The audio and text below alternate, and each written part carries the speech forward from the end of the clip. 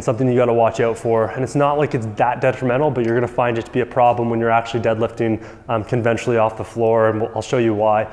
But it's actually squatting the bar down. So the deadlift and the squat are completely different exercises. They may look the same, they're both training the lower body, but the squat is more of a knee dominant and hip dominant exercise. So if you watch someone squat, their hips lower, they're training their quads and their glutes at the same time.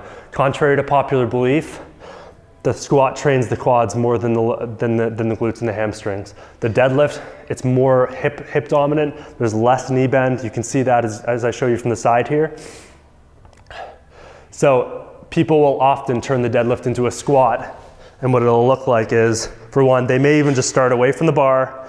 They'll bend their knees like they're kind of doing a squat, or they may start properly, but as they get to the top, they kind of squat the bar down. All of a sudden they're in this weird predicament where they've got to go around their knees and sort of like that. And that can, you know, when you're using light weights and you can get around your knees, and it's not too bad, that's no big deal. But if you want to get good at deadlifting, you're going to be using enough weight that's going to get really awkward. If I've got 315 pounds on there or 225 pounds on there, just doing this is going to put my low back at a risk. The farther I